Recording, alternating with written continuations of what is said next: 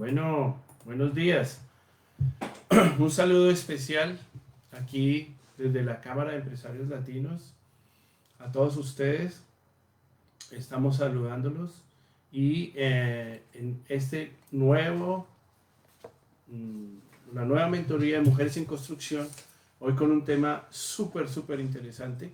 Queremos agradecer a todas estas personas que nos están siguiendo, excelente aceptación.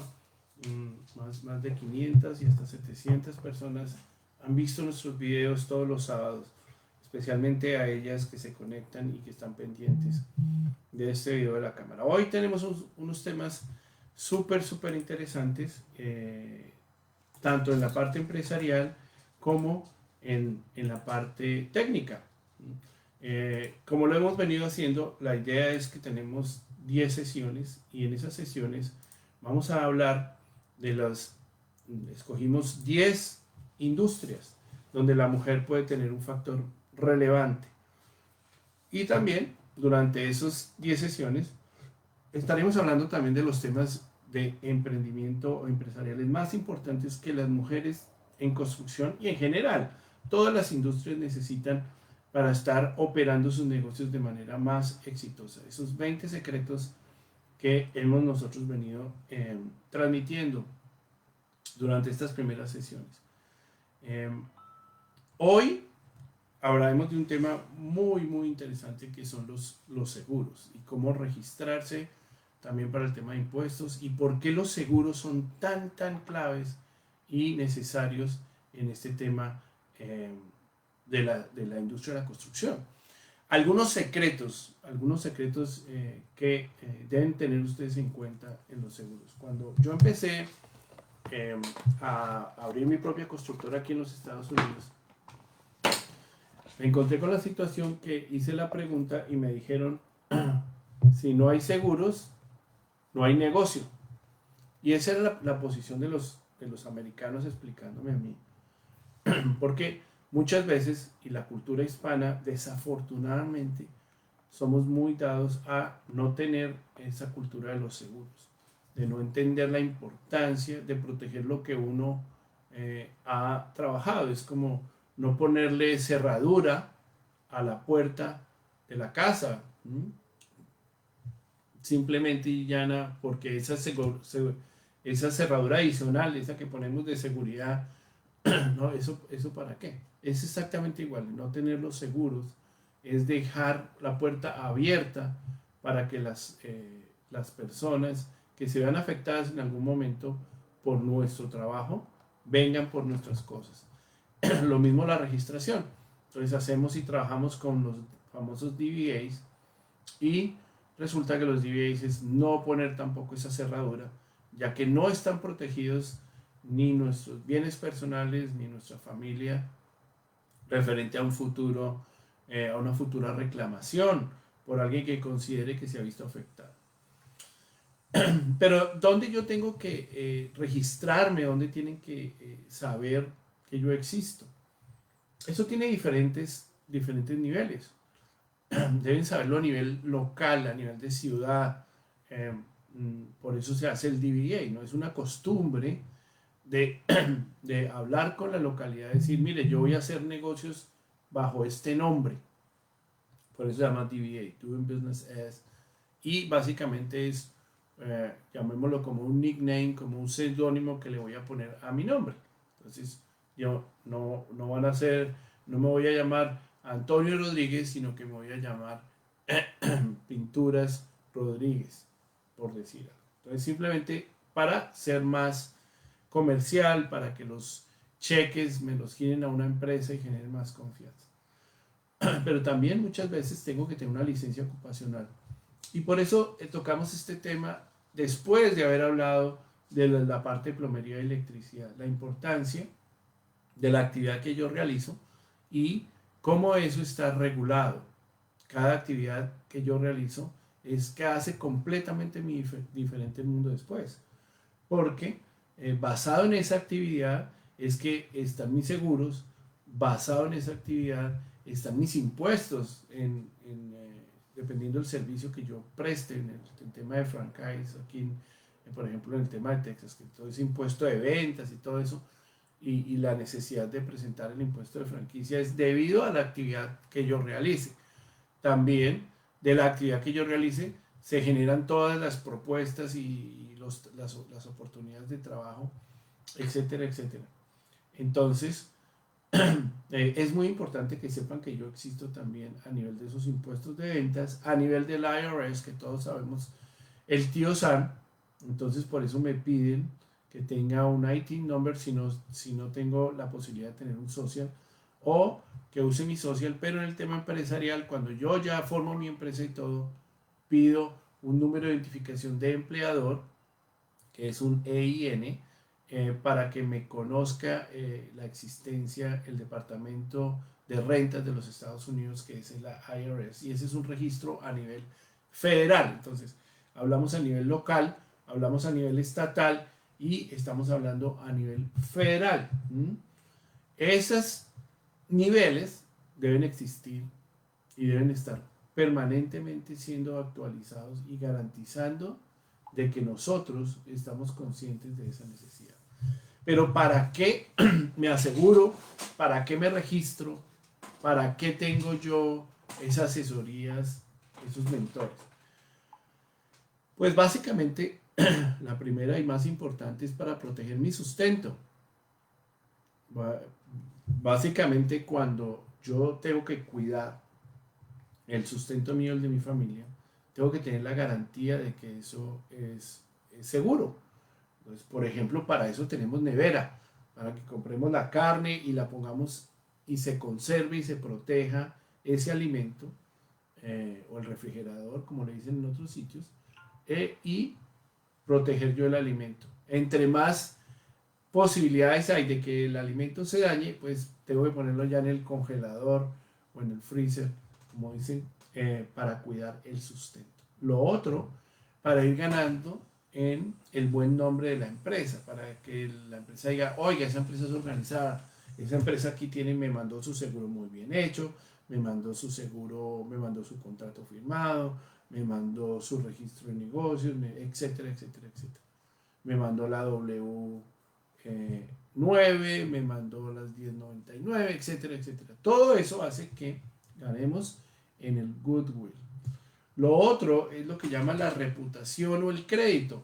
Si yo tengo muy bien mis impuestos, tengo muy bien mis cuentas bancarias, tengo toda esta información debidamente organizada, es lo que me va a permitir que los bancos crean en mi reputación crediticia y me abren y me apalanquen y me permitan estar cada vez más grande y más fuerte en el negocio. Y finalmente, sumado a que tengo yo asegurado mi sustento, a que tengo un buen nombre, a que tengo cómo mostrar mi reputación, entonces estoy consolidando el tema empresarial. ¿Sí? Entonces, eso es muy importante porque yo tengo que estar asegurando contra el riesgo de todo lo que yo estoy poniendo en juego. Y las amenazas, pues muchas veces es el costo de compensación de esos abogados. El flujo de efectivo se ve disminuido. Tengo que pagarle a los abogados y tener un riesgo que se aumente mis costos de aseguranza. Es igual en el carro. Si yo me accidento, mi póliza ya es más costosa. Entonces, si yo no tengo claro que tengo que hacer todo esto para evitar que las cosas me cuesten más, pues voy a tener muchos problemas. La gente piensa que los litigios o los problemas no les corresponden a ellos y no les van a pasar. Una cosa que aprendí yo en todo este tiempo es, hablando con los abogados, es que si vamos a hacer un contrato, decían ellos, si vamos a hacer un contrato es porque lo vamos a utilizar. Entonces, si a usted le hacen firmar un contrato o si usted pone un contrato, tenga la certeza de que el contrato es para usarlo. Por eso es muy importante tener muy claro la parte de la contratación, que ya la vimos, por eso ya vimos un tema de contratación, y esta parte de seguros que es para cubrir el riesgo. ¿Mm? Si yo no estoy cubierto en riesgo, o lo que yo hago, tengo que entender el riesgo de mi negocio. Si yo instalo techos, mi riesgo es muy alto. Entonces, las pólizas van a ser costosas. Y también las demandas. Entonces, esas, digamos, actividades que están catalogadas como de alto riesgo en los seguros, eso tiene una razón de ser, porque estadísticamente son actividades de alto riesgo y por ende sus aseguranzas son mayores. ¿Qué quiere decir eso? Que yo también me tengo que proteger más y que también mi costo como empresa es mayor, el servicio que doy es mayor, porque es un servicio de riesgo. Muchas veces nosotros los latinos simplemente decimos, bueno, el material vale tanto, la gente que yo voy a contratar me cuesta tanto y me quiero ganar tanto. Pero nunca involucramos el factor riesgo en lo que cobramos. Entonces, eso es fundamental, entender el nivel de riesgo y ponerlo a andar en mis contrataciones. Es muy bueno tener claro que los clientes sienten el derecho de reclamar por lo que han pagado, ¿sí? Entonces, yo debo siempre estar en una actividad preventiva, estar muy enfocado en los clientes, tenerlos felices y cuando yo vea que una situación, porque el cliente malinterpretó, porque sus expectativas no eran esas, etcétera, tengo que trabajar muy especial en esos clientes para evitar que afecte todo esto que hemos venido hablando. Entonces, fundamental tener claro cómo podemos nosotros llegar a tener ese control. Las compañías de seguro están planteadas y están creadas para evitar que les toque pagar algo que ellas sienten que no están, que no se han protegido para eso. Entonces hay gente especializada, abogados que se dedican exclusivamente a demostrar o a evaluar que ese tipo de riesgo no existe. Y por eso es muy importante que nosotros tengamos muy claro qué tengo yo contratado en mi seguro, ¿sí? Para evitar este tipo de situaciones. Debo entender el seguro que protege. Una de las cosas más importantes es proteger la mano de obra. Y es otro tema que vamos a hablar en una sesión. La diferencia entre contratista y empleado. Cómo yo debo tener un seguro que es el Workers' Compensation. Cómo yo debo proteger mis empleados a los accidentes, etc. Un accidente puede acabar absolutamente con la compañía en un momento. Acá, accidentes han acabado con mega compañías en los Estados Unidos. Si tengo mis empleados protegidos, también debo estar seguro que los contratistas estén protegidos. No necesariamente que sea mi responsabilidad, sino que ellos a su vez estén protegidos. Por eso lo de la aseguranza no es un detalle menor.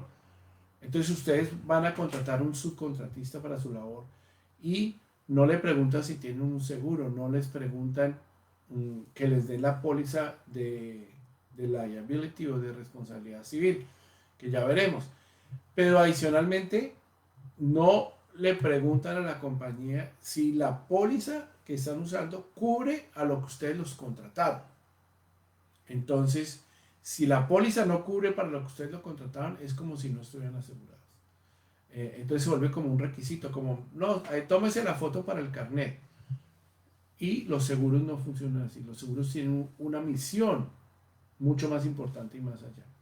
Entonces, las empresas de seguro tienen que ser totalmente controladas en los Estados Unidos y que estén adaptadas a lo que ustedes hacen.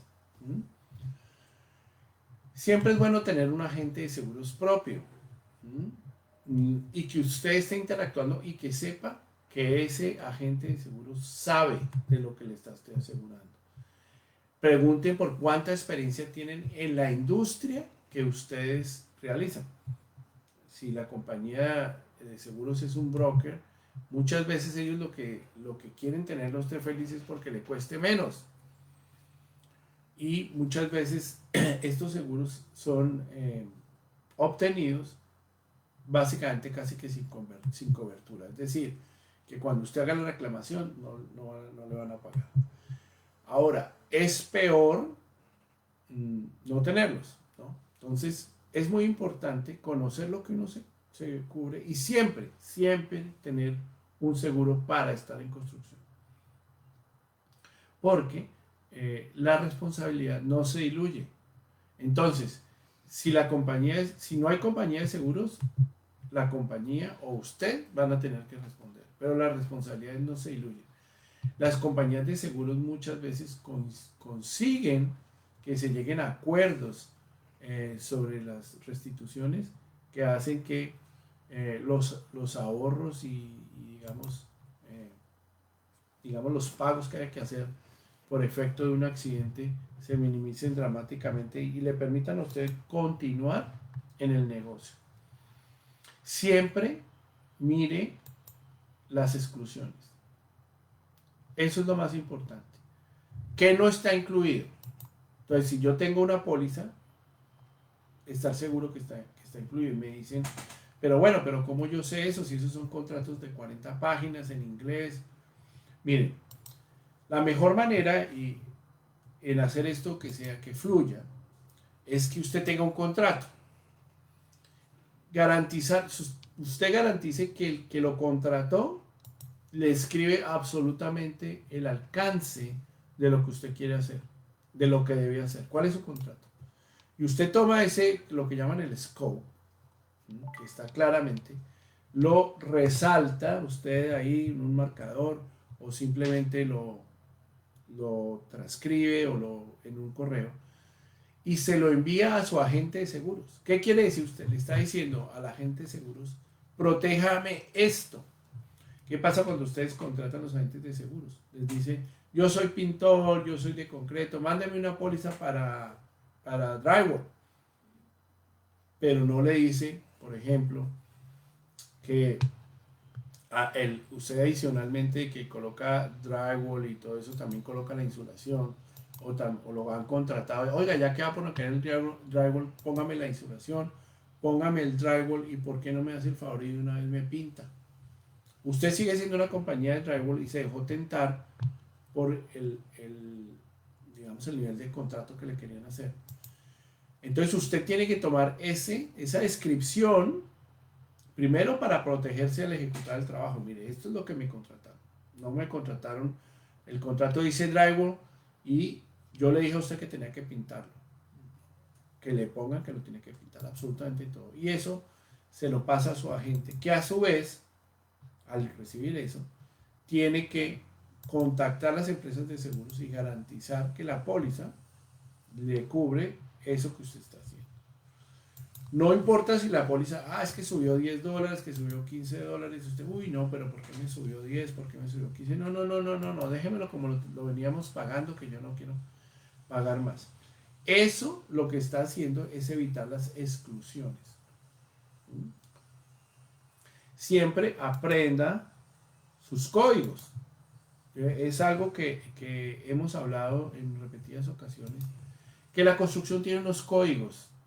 Esos códigos son los códigos que se usan para entender cómo el concreto, que es el 03, y después viene el concreto de fundación. Es muy diferente colocar concreto a nivel de tierra que colocarlo a nivel de una placa aérea en el piso 40, etc. Entonces, utilice los códigos para que se pueda entender exactamente qué hace y cuide que, como les dije, si hay más oficios que en nuestro medio, eso es tan normal. Ya que me hizo el drywall, ya que me hizo eso, píntemelo. ¿Y por qué no me hace el favor y me instala el baseboard o el guardascoba, como dicen en nuestros países? Ya que está ahí, hágame el favor. Todo eso lo que está haciendo es poniéndolo en riesgo. Entonces sea muy específico y no se vuelva un contratista general sin serlo. Porque nosotros los General Contractors tenemos otro tipo de pólizas, otro tipo de responsabilidades, otro tipo de cubrimientos que usted no está en necesidad de asumir. Pero ¿cuáles son esos seguros que tenemos que hacer? Entonces, el seguro de compensación laboral, que es para los empleados. Entonces, para nosotros es muy fácil decir, no, todos son contratistas, pero les hacemos cumplir un horario, les damos sus herramientas de trabajo, les ponemos la camiseta de la empresa, les decimos qué tienen que hacer y cómo hacerlo, en fin. Entonces, se vuelven, no importa que yo diga que son contratistas, realmente son empleados.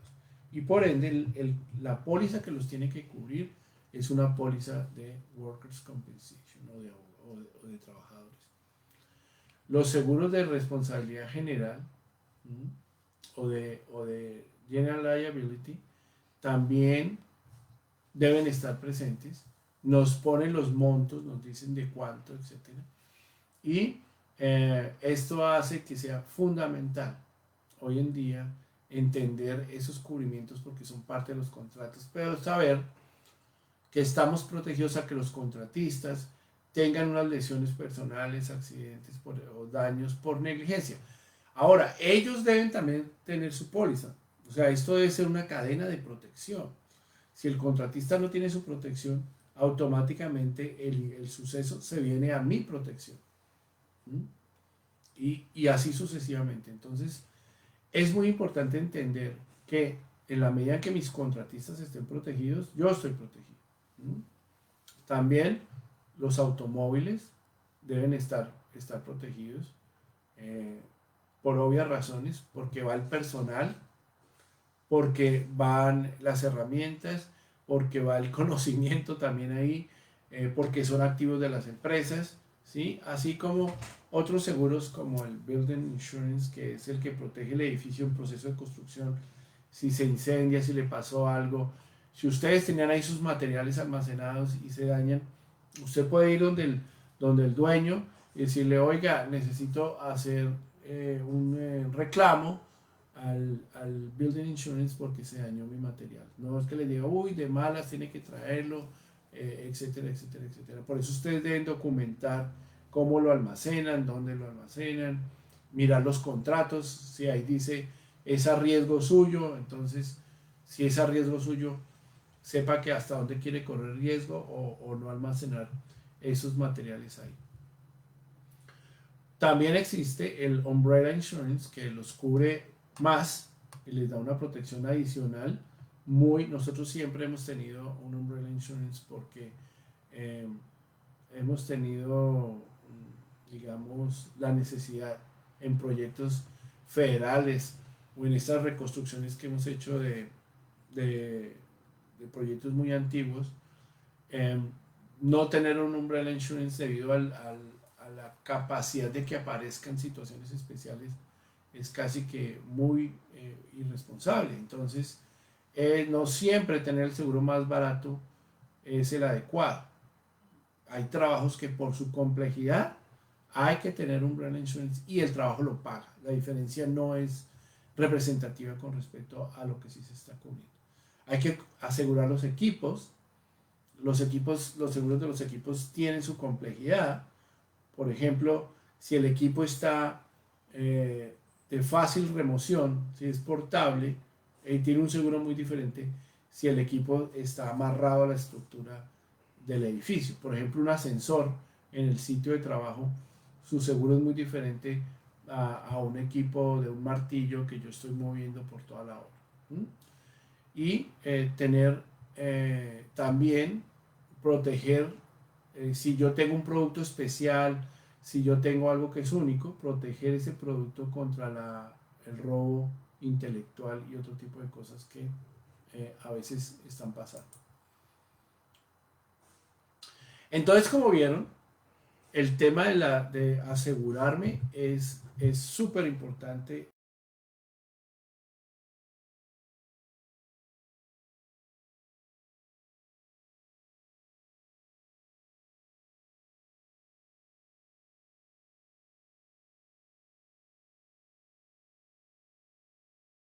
Que nosotros los latinos nos encanta manejar de manera mucho más relajada. Así que hoy, en la parte técnica, vamos a hablar de las pinturas. ¿Y por qué estamos hablando de las mujeres en las pinturas? Porque realmente es muy interesante entender qué va de la mano de,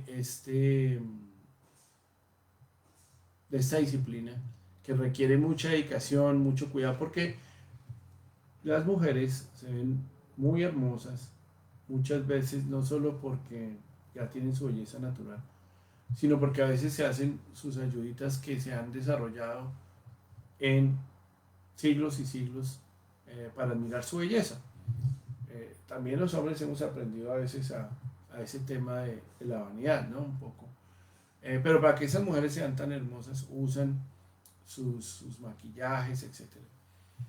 Y eso es un poco el maquillaje de la obra, es la pintura la que le da esa alegría, el color, eso como ellas se maquillan. Y ellas van a entender mucho esta explicación porque ya uno de caminar viendo cómo funciona eso, sabe que los maquillajes y en general todos estos productos son muy diferentes y tienen componentes muy diferentes. Entonces, vamos a hacer un viaje muy sencillo sobre el mundo de las pinturas para entender todo esto y cómo funcionan las pinturas, los tipos de pintura, no simplemente, oiga, necesito pintar la pared, voy y compro una pintura en Home Depot, en Lowe's, etc. No es tan sencillo. Así que vamos a conocer un poquito el mundo de las pinturas, no sin antes agradecer a todos los que nos están viendo, a Ivette, a Adriana, un saludo especial a estas dos mujeres maravillosas de la Cámara de Empresarios Latinos que están completamente seguras que la mujer hispana tiene un talento que le permitiría ser absolutamente competitiva en el mundo de la construcción y dar de qué hablar. También está Luz Marina, Sergio, Hugo y todas estas personas que siempre nos siguen todos los sábados para entender un poquito más de lo que está pasando, los sábados cada 15 días. Perdón. Bueno, entremos al mundo de la pintura. Realmente la pintura nace porque se necesita proteger o mejorar el aspecto de un material, ¿sí? Y nace desde toda la época de la antigüedad, se ha mantenido que la pintura para expresarse, etcétera, los rupestres ha resistido el embate de siglos y siglos y siglos. Entonces, desde siempre el hombre se ha preocupado por esto de los pigmentos y de lograr marcar una diferencia. También en los últimos años, la entrada de el manejo de los ambiental ha hecho que las pinturas cambien dramáticamente. Entonces, hoy en día, las pinturas tienen unas regulaciones muy fuertes para evitar que estén afectando la salud de las personas. Miren que acá en Estados Unidos, nosotros nacimos en el área de Virginia, donde nació Estados Unidos, y las casas pues son desde 1700, desde muy antiguas, y tuvimos la oportunidad de trabajar en varios proyectos de tipo federal, reconstruyendo museos, etc. Y las pinturas de esas épocas tienen componentes que hoy en día son prohibidos y son nocivos. Muchos de ustedes, si van a rentar una casa de los 70s, les hacen firmar en su contrato que son conscientes del plomo en la pintura y algunas veces de los asbestos.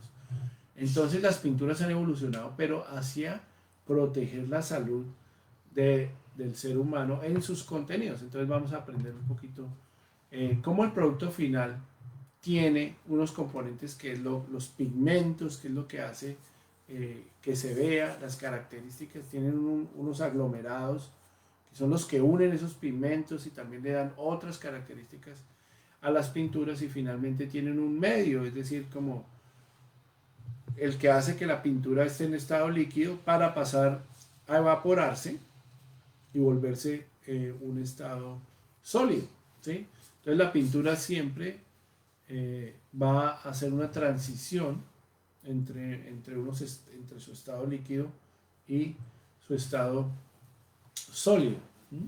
Entonces, ¿cómo lograr entender los tipos de pintura? Entonces hay pinturas decorativas, miren, las pinturas de construcción se consideran decorativas, como hablábamos, unos determinados, de finishes, de cómo se van a ver. Las pinturas industriales, ¿sí? Son otro tipo de pinturas que se usan en las refinerías, en los barcos que están todo el tiempo expuestos a la sal, en la industria automotriz, ¿cierto? Etcétera. Y también hay unas pinturas especiales que se están usando que tienen que ver en general con, por ejemplo, con protección contra la corrosión, por ejemplo, las pinturas con las que imprimimos en las impresoras, los papeles, etcétera. Esas son pinturas especiales que tienen otro fin, pero más de la mitad de la pintura que se usa en el mundo se usa en construcción. Y es, como decíamos, es un material que esté líquido, ¿m? O que venga en pasta o en polvo, ¿m? Y que logra hacer ya sea recubrimientos, que también ese recubrimiento puede ser, si uno va a comprar una pintura, le preguntan, ¿cómo quiere que sea el recubrimiento? ¿Brillante, opaco o semibrillante, etcétera? Entonces hay unas características que también hace el manejo de la luz, pero que sean también protectoras y decorativas. ¿Mm? ¿Ok? Entonces, estas pinturas tienen siempre que estar pensándose en qué necesito yo hacer, sobre qué material lo voy a hacer, cuál es la función, quiero que se vea, que no se vea, que sea transparente, cuál va a ser el uso. Entonces la pintura de un mueble que está en contacto, moviéndose, etcétera, es muy diferente a la pintura de un techo que jamás se va a mover o se va a tocar. Y también las pinturas tienen unos conceptos de capas. Entonces está, cuando yo voy a comprar también, entonces hay una pintura que es, lo llaman la base, o sea, es el fondo, que su misión cuál es, cubrir, ¿sí? Entonces ella no tiene mucha adherencia, para limpiarla cae muy fácil, pero cubre muchísimo. Y después en las siguientes líneas ya hay otras que son muy resistentes a las abrasiones digamos, a mantenerse, y son pinturas más costosas. Entonces lo que va a quedar cubierto del cubrimiento es una pintura más económica. Entonces uno puede también, entendiendo cómo funciona, lograr hacer que ese recubrimiento sea el más adecuado. ¿Mm? Los resinas o el ambiente de las pinturas también es muy importante para entender cómo se debe aplicar, si son aguas, si son acrílicas, etcétera, si son de aceite. ¿Mm? Y también cómo se van a secar. Es increíble, pero uno dice, bueno, ¿y esta pintura cómo se va a secar? Si se va a secar al medio ambiente, al aire, ¿m? Si yo garantizo que va a estar expuesta a temperaturas que permitan que se seque y no se escurra. Usted se ha visto algunas pinturas que no funcionan muy bien porque se instalan en climas por debajo de los 55 grados Fahrenheit, entonces no van a tener ese proceso de secado, de evaporación. La calidad del material es fundamental, y la calidad del material va de la mano del contenido que va adentro. Entonces ustedes van a ver que hay pinturas tipo 1, tipo 2, tipo 3, hay pinturas que son, hay pinturas que son para cubrir manchas, hay pinturas que son insecticidas. Entonces el material, el contenido, la calidad es lo que hace que entendamos lo que es el perfil, lo que llaman el perfil de la pintura. Y ese perfil tiene que ver con los ligantes, como les explicaba, que es lo que une esos polvos o esa pasta, ese es el ligante, Los disolventes es los que les dan manejabilidad. Entonces, por ejemplo, ustedes tienen una pintura que van a aplicar de metal y la van a aplicar con brocha. Ya viene el tarro listo y la aplican. Pero si ustedes van a aplicarla con pistola, a spray, tienen que esa pintura echarle un disolvente adicional para que logre pasar por todo el mecanismo de pintura. Esos son los disolventes, que puede ser el thinner o puede ser agua, o diferentes disolventes. Y las cargas, que son ese pigmento lo que les da el color, son las que las resinas unen. Y los aditivos, lo que les decía, hay pinturas que son insecticidas, hay pinturas que evitan la corrosión, entonces ellos tienen unos componentes químicos adicionales para lograr que esos, digamos, pigmentos no se separen. Entonces, las resinas, los que los unen, siempre están asociadas a temas de temperatura. Y la pintura es algo que depende muchísimo de la temperatura. La resina es la que protege, entonces es muy diferente si la pintura es exterior o si la pintura es interior. Entonces, muchas veces este PVC que ustedes ven ahí, lo van a ver en el Home Depot, en Lowe's, etcétera. Ustedes van a ver esa palabra, PVC. Ese es el ligante, es como el pegante. Y hay pinturas que se basan solo en PVC. Y esas pinturas son para grandes cubrimientos, para sitios donde es difícil que se adhieran, ¿no?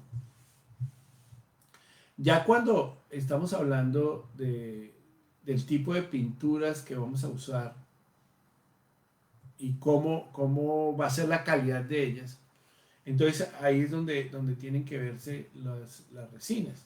O sea, lo que permite que esos sólidos, que esos parte de color, se mantengan. Entonces, la más común es la pintura en base de agua porque ella se seca solita. Entonces, hay que dejar que se sequen al aire y se seca lentamente dependiendo de las condiciones. Y hay otra que llaman acrílica, que sus características son de mucha más resistencia a la humedad. Entonces, por ejemplo, yo recomiendo usar acrílicas, pinturas acrílicas en los baños, porque si yo uso pinturas de agua en los baños, ¿y cuál es el disolvente? El agua, y le entra agua, pues esta pintura, su capacidad de protección hacia el agua es muy baja, porque está hecha de agua. Es como si yo le echara agua al hielo. ¿Qué voy a esperar? Pues que se derrita, ¿verdad? Que se vea afectado. Mientras que las pinturas acrílicas son llamadas a tener una capacidad de resistencia al agua mucho más alta. Lo mismo que las pinturas exteriores. Las pinturas exteriores están hechas muchas veces de estos componentes acrílicos o de aceites. Precisamente ¿por qué? Porque todo el mundo, uno conoce el dicho popular que el agua y el aceite no se llevan bien. Eso tiene una razón de ser.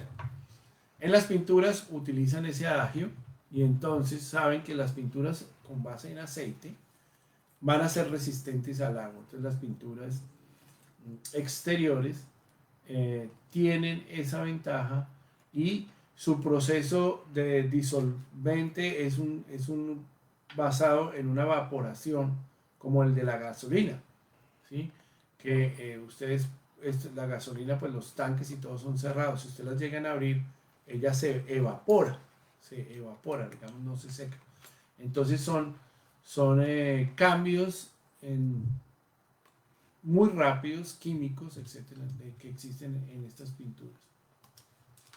Entonces, se espera que las temperaturas sean las adecuadas para lograr que todo esto esté basado. Muy importante, los VOCs que ven ahí ustedes ahí abajo. Los VOCs es el olor, llamémoslo así, de la pintura o los contenidos se detectan por los contenidos orgánicos. SOC es Organic Contents y la B es de volátiles. Entonces, ¿qué quiere decir? Es ese residuo que bota la pintura cuando yo vuelo y está recién pintado. Esos son los VOCs. Eso es como cuando compran un carro, que ustedes se suben en el carro y les dicen huele a nuevo. Esos son los VOCs de los tapetes, de los cubrimientos, de los pegantes, etc. Hoy en día, las pinturas más costosas y más reconocidas son las que tienen cero VOCs. Es decir, que el efecto que hace respiratorio o esos componentes volátiles es muy bajo y es mínimo. Entonces, miren ustedes cuando quieran decir que están trabajando para el medio ambiente, etcétera, etcétera, etcétera. Entonces, ¿cuál de esos habla de no tener contenidos de VOC? Aquí vemos cómo las pinturas y ese contenido de las resinas y el cubrimiento, etcétera, se basa como en unas densidades.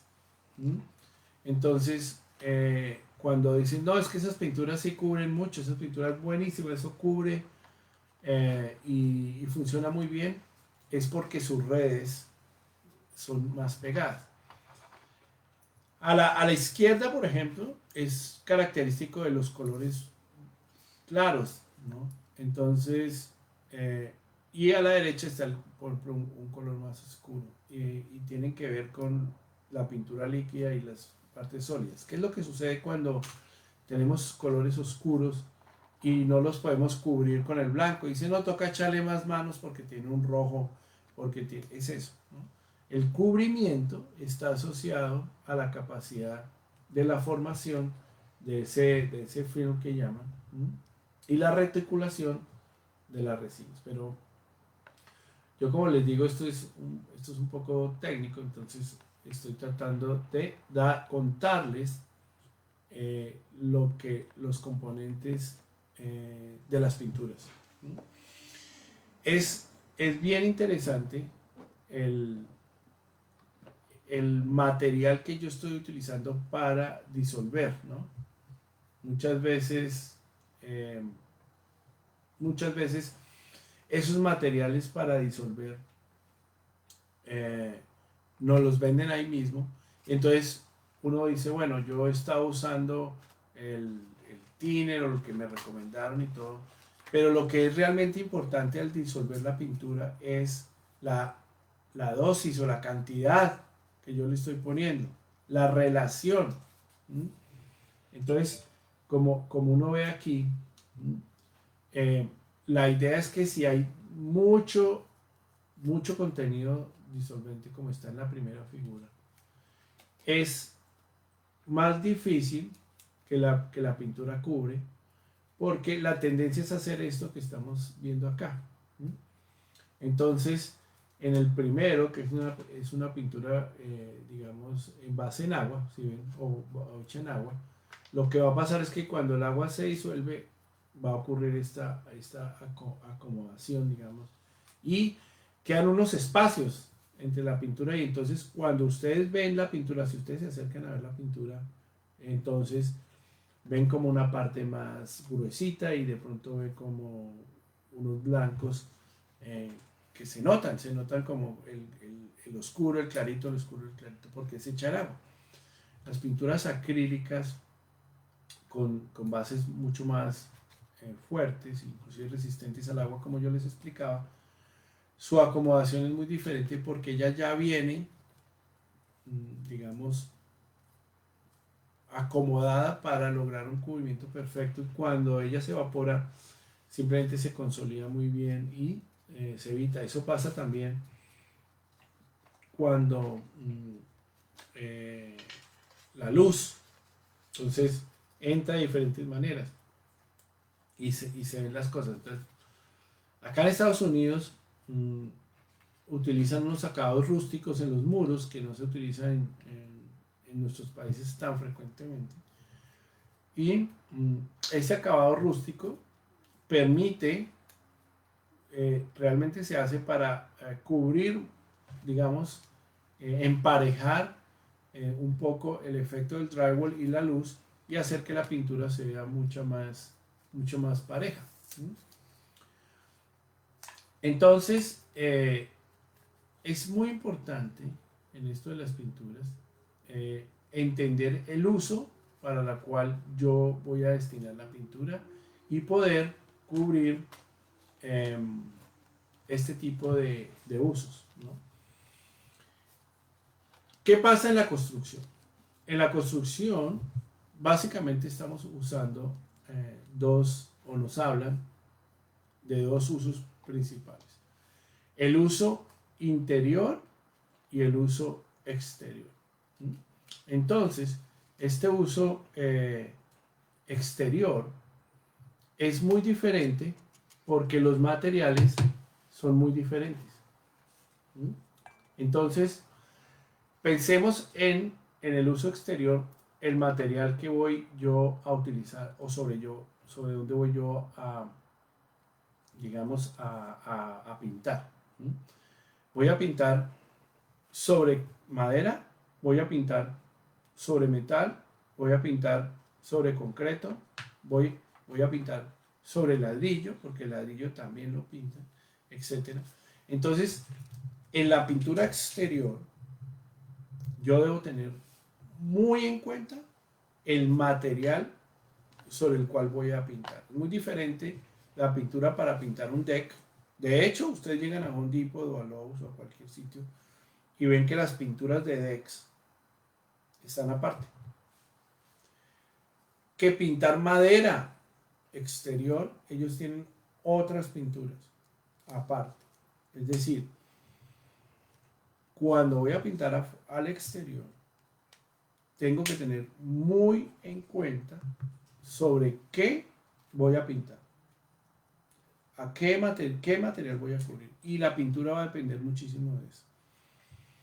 El segundo factor que es muy importante tener en cuenta cuando voy a pintar en el exterior es con qué lo voy a aplicar. Entonces, hay diferentes métodos de aplicación. Están asociados a la precisión con que yo quiero hacer el trabajo y están asociados a la velocidad con que yo quiero hacer el trabajo. La pintura exterior tiene que cumplir un tema de recubrimiento. Recuerden que la pintura exterior, por eso he empezado por ahí, es protección, ¿sí? Es el camino final de yo sellar, por ejemplo, en una casa, de cómo la sello. Entonces, imagínense la casa. Le coloqué el techo, o sea, por ahí no va a entrar agua. Y inmediatamente el techo, el agua baja, vamos a suponer que no hay canales, el agua sigue bajando por los muros o por... ¿Qué es lo que me está protegiendo? Es el sistema, el envelope, que se llama el sello total de la casa. Lo primero que está protegiendo eso es la pintura. Entonces la pintura en el exterior es parte de un proceso de protección. ¿Protección contra qué? Contra todo lo que estamos tratando de evitar que entre en la casa. Obviamente muchas veces las personas piensan que lo más importante es la humedad, el agua, etcétera. Sí, pero la pintura también evita que sella, por ejemplo, el aire, protege contra el sol, contra todos los ultravioletas. Entonces, estas pinturas también están protegiendo contra esto. Protege contra la corrupción, contra los agentes químicos. Protege contra la sal. La pintura que se aplica en el exterior, en nuestras costas, es muy diferente a la pintura que se aplica al exterior digamos, en sitios donde yo ya estoy protegido del mar.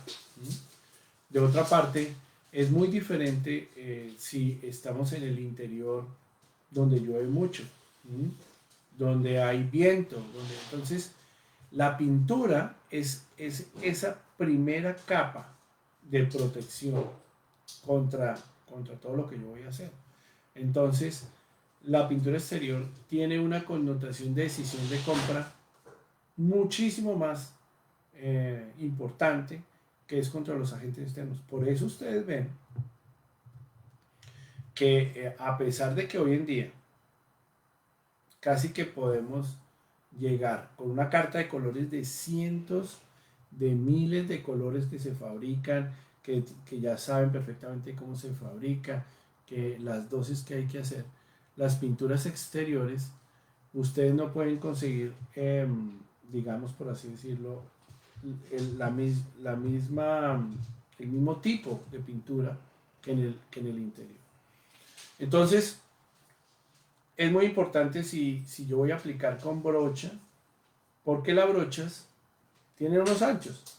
Y uno dice, no, eso llévela más, la de 2 pulgadas, eso ya ahí la usa para todo, ¿no? Inclusive tienen pinceles. La brocha se busca para trabajos de precisión. ¿Mm? Muchas veces usamos la brocha solo para hacer el marco de lo que se quiere pintar. ¿Mm? Y se busca recubrimiento. El rodillo es el siguiente nivel donde se sacrifica precisión, pero se logra mucho más avance, velocidad. Entonces con ello se logra que a las pasadas del rodillo se logre velocidad y cubrimiento. Y ya tenemos las otras mecanismos como el aerosol, que en el aerosol se busca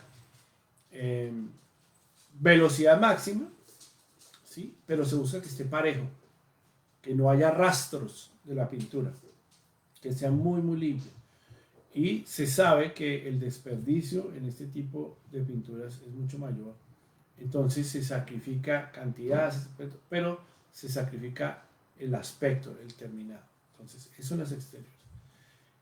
En las interiores, el concepto es un poquito más diferente porque entra mucho el tema decorativo. Por eso ustedes ven esas cartas, van a Home Depot y ven muros completos de colores y colores y colores. Y está más pensado hacia el que usted sueñe y tenga miles. Si usted va a la pintura exterior, casi que hay cartas que le dicen qué pasa si el techo es de este color, el side es de este color, entonces se recomienda que los muros sean de este color, así, ¿sí? Entonces juegan con 3, 4 colores. El concepto interior es muy decorativo y está basado en la posibilidad de dar sensaciones, de acercarse lo más a la decoración, al tono. Hoy en día ha entrado mucho la protección de la parte de calidad de los VOCs que les comenté, y también en la parte interior se busca mucho, digamos, entrar y concatenar con la luz, con generar sensaciones. Entonces ya cada vez también a las pinturas se les están colocando texturas, acabados, mezclarse con la piedra, mezclarse con el granito, etc. Entonces, en el interior el juego es mucho más decorativo. En el exterior, la pintura cumple una función de protección. Entonces, las mujeres tienen de por sí esa sensación muy clara de que de la decoración, del gusto, de hacer ver las cosas más bonitas, de la importancia de esa decoración, como les digo, muchas veces en su maquillaje. Pero también no hay un ser humano que tenga más claro el concepto de protección, de la importancia de cuidar a través de eso. Por eso las mujeres se cuidan mucho más que nosotros y utilizan estos elementos todo el tiempo para su piel y para protegerse. Es el mismo concepto de la pintura. Entonces, queríamos enseñarles hoy estos diferentes conceptos de la pintura. También la mentalidad que usted debe tener como contratista cuando está usando cualquiera de las dos. El objetivo de la pintura exterior es protección, protección, protección, duración, el material. el concepto de la pintura interior es limpieza, terminados muy perfectos, es ese maquillaje que se vea bonito, que se vea llamativo, que tenga un concepto de hogar en las residencias o de limpieza en las clínicas, de estar divertido en los teatros, de mantenerse y sentirse cómodo en los centros comerciales, en fin. Todo esto es el sentido de lo que queríamos hoy visualizar en la pintura. Así que nuevamente agradecemos a todos los que están con nosotros, a Gerencia FB, que estaba con nosotros desde cuando hacíamos conferencias en la Universidad de Houston. Así que agradecemos a todos, a Angie, a todos los que están con nosotros, pero en especial a la Cámara de Empresarios Hispanos, Cámara de Empresarios Latinos de Houston. Adriana González es nuestra valiente presidente que cada vez se encuentra más recuperada, y a esa incansable Ivette que busca que toda esta información y toda esta meta llegue a ustedes. Recuerden que la misión de estos talleres es crear 10 empresas de mujeres y las vamos a crear y acompañar para que lleguen exitosamente. Nos han escrito ya muchos. Esto no solo va a terminar con los 10 talleres, sino esas mujeres que nos han escrito para ir adelante con sus procesos, llegar a la parte práctica y la parte empresarial, donde la Cámara cuenta con un sinnúmero de recursos para hacer de estas empresas exitosas. Nuestras metas se están cumpliendo y queremos agradecer a todos este seguimiento que están haciendo, y nos vemos dentro de 2 semanas en otra sesión de Mujeres en Construcción para unas mujeres hispanas líderes en un sector que las está esperando y las necesitan. Hoy, las mujeres en la pintura, y espero que varias compañías nazcan de acá o se consoliden si ya empezaron.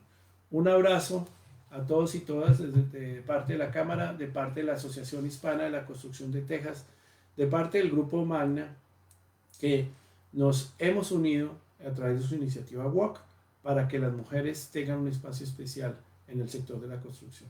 Muchas gracias.